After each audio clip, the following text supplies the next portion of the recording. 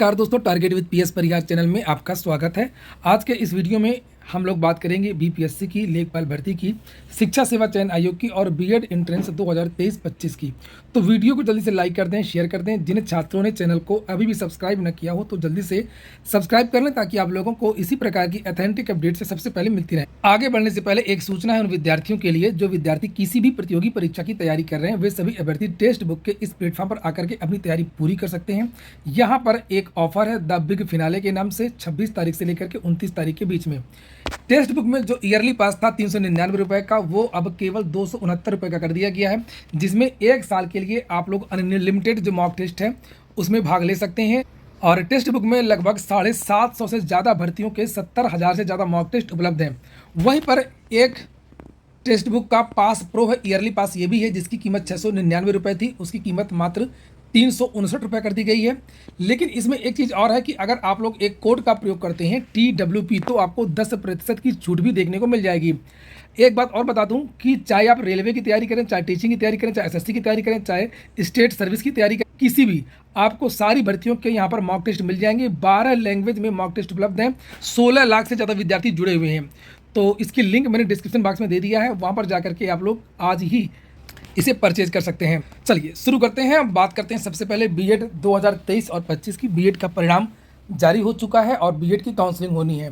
Counselling तो इसकी पहले ही होनी थी, और लेकिन बहुत सारे विश्वविद्यालयों के अंतिम वर्ष के परिणाम जारी नहीं हुए, जिसकी वजह से काउंसलिंग की जो डेट है उसको स्थगित कर दिया गया। और अभी तक ऑफिशियल जानकारी तो नहीं दी गई है कि ये काउंसलिंग कब तक शुरू होगी, लेकिन जो समाचार पत्रों के माध्यम से जानकारी दी गई थी कि अब अगस्त में काउंसलिंग हो। उत्तर प्रदेश में बीएड कई तरीके से होता है। जैसे एक तो अलग अलग विश्वविद्यालय निकालते हैं अपना, जैसे इलाहाबाद विश्वविद्यालय अपनी प्रवेश परीक्षा लेता है, एडमिशन लेता है। राजर्षि टंडन हो गया, इग्नू हो गया।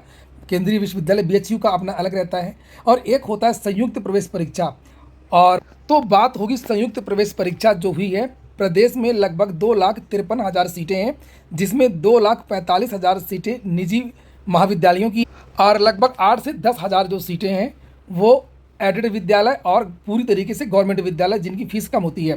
तो यहाँ पर बात हो रही है निजी महाविद्यालयों की। आखिरकार उनकी फीस कितनी है? सरकार ने आज इसके बारे में अनुमोदन दे दिया है कि फीस कितनी है, उसकी बात मैं बताऊंगा। लेकिन पहले मैं बता दूं कि जो 3 तरीके के विद्यालय होते हैं बीएड के, एक पूरी तरीके से गवर्नमेंट कॉलेज होता है जिसकी फीस लगभग 1,500 या 2,000 रुपये होती है। फिर होता है आपका एडेड विद्यालय, जिसके लिए मारामारी होती है। ये इन्हीं दो के लिए, या तो राजकीय मिल जाए या तो एडेड महाविद्यालय मिल जाए, एडेड विद्यालय मिल जाए। तो जो एडेड विद्यालय होते हैं उनकी फ़ीस बहुत कम होती है, लेकिन फिर भी ये 5,000 से लेकर के 8,000 या 10,000 तक ले लेते हैं। वहीं पर जो निजी विद्यालय हैं उसकी जो फीस है वो शासन ने निर्धारित की है कि इससे ज़्यादा फीस ये विद्यालय नहीं ले सकते हैं। और अभी थोड़ी देर पहले की ये न्यूज़ है, लिखा है कि यूपी के कॉलेजों में फ़ीस नहीं बढ़ेगी। बीएड की फ़ीस रहेगी 81,250 रुपये।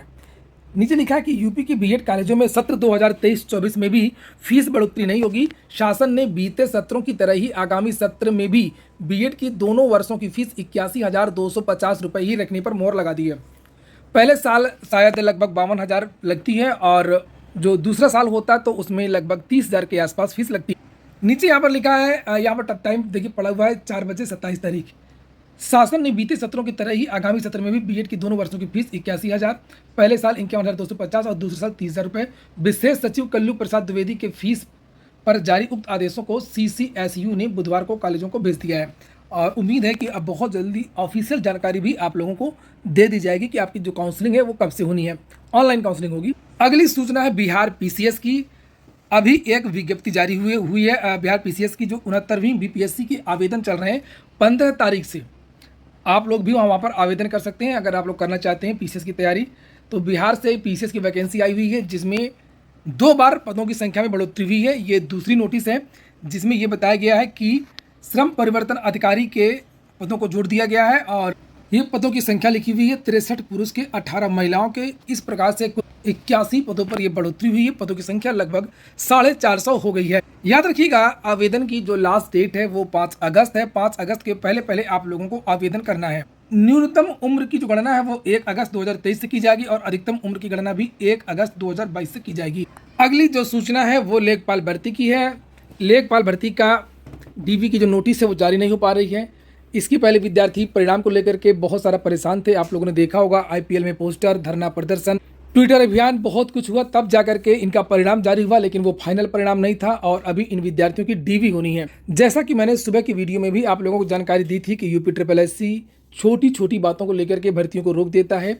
चाहे पैराग्राफ हो, कामा हो, हलंत हो या कोई छोटी मोटी रीट कोई भी विद्यार्थी लेकर के पहुंच जाए तो यूपी ट्रिपल एससी को आराम मिल जाता है कि चलो हमको ये भर्ती अब नहीं करनी है, हमारे पास बहाना आ गया है। ऐसा लगता है कि यूपी ट्रिपल एससी बहाने के लिए तैयार रहता है कि उसे कोई बहाना मिले। जैसे आप लोगों ने देखा होगा कोरोना काल में ये सारे के सारे लोक सेवा आयोग वगैरह काम कर रहे थे, लेकिन यूपी ट्रिपल एससी पूरी तरीके से बंद हो गया था। हालांकि सरकार समझ गई थी कि इन लोगों को अब काम नहीं करना है, तो सरकार ने बहुत सारे कर्मचारियों को नोडल ऑफिसर वगैरह बना दिया था कोरोना काल में। तो अब ये सभी सारे के सारे जो विद्यार्थी हैं वो अब 31 जुलाई को पिकअप भवन जा रहे हैं। आप सभी लोग भी जो भी विद्यार्थी लेखपाल भर्ती को हों जो पहुंच सकते हैं वो पिकअप भवन पहुंच। ये पोस्टर जारी हुआ 31 जुलाई आयोग चलो सुबह 8 बजे, तो याद रखिएगा इसको और रिमाइंडर लगा लीजिएगा मोबाइल में। यूपी ट्रिपल एससी की हर भर्ती की एक अलग कहानी है, हर भर्ती की कहानी पर एक मूवी बन सकती है। यहाँ पर आप लोग लेखपाल भर्ती को ही देख लें, अभी आप लोगों ने टीवी में देखा होगा कल वीडियो भर्ती के बारे में। अब आज हम लोग बात कर लेते हैं लेखपाल भर्ती की। 2015 में आई थी भर्ती, 1 साल में पूरी हो गई थी, अब आ गई बीजेपी की सरकार। उसके बाद में यूपी ट्रिपल एससी के द्वारा मार्च 19 में चकबंदी लेखपाल आई, गड़बड़ी हो गई, ओबीसी आरक्षण को लेकर के आज तक रद्द हो गई, आज तक क्लियर नहीं हुआ। यूपी ट्रिपल एससी के द्वारा 2021 में नोटिफिकेशन जारी हुआ, ये कहा गया ग्रुप सी और ग्रुप डी के लिए पीईटी 2021 का आयोजन होता है 20 अगस्त को, परिणाम आता है 28 अक्टूबर। एग्जाम कैलेंडर जारी हुआ, यूपी ट्रिपल एससी ने हिम्मत करके जारी किया। लेखपाल भर्ती के 7,882 पद की परीक्षा नवंबर 2021 में प्रस्तावित थी, लेकिन नवंबर तक भर्ती का विज्ञापन ही नहीं आया। बाद में लेखपाल भर्ती का विज्ञापन 5 जनवरी को जारी होता है। 8,085 पदों के परीक्षा प्रस्तावित थी, 19 जून को परीक्षा रद्द हो गई, 19 जून को नहीं होगी, पोस्टपोन हो गई। परीक्षा प्रस्तावित थी, फिर बाद में 24 जून को फिर से रद्द कर दी गई। उसके बाद परीक्षा का आयोजन 31 जुलाई को हुआ, भारी बवाल हुआ, आप लोगों ने सुना। डॉक्यूमेंट वेरिफिकेशन के लिए जो परिणाम है वो जारी हुआ 2 मई 2023 को। 3 महीने हो गए हैं, कब डीवी होगी विद्यार्थियों को कुछ भी पता नहीं। पीईटी 2023 का विज्ञापन जारी होने वाला है, 21 वाली भर्ती अभी तक पूरी नहीं हुई है। अब बात करेंगे शिक्षा सेवा चयन आयोग की। शिक्षा सेवा चयन आयोग एजेंडे में नहीं है, क्योंकि जब ये कैबिनेट से प्रस्ताव पास होगा उसके बाद में फिर ये विधानसभा में पास होगा। विधानसभा का जो सत्र है वो शायद 7 अगस्त से, यानी कि अगस्त के जो सेकेंड वीक है ये शुरू हो रहा है।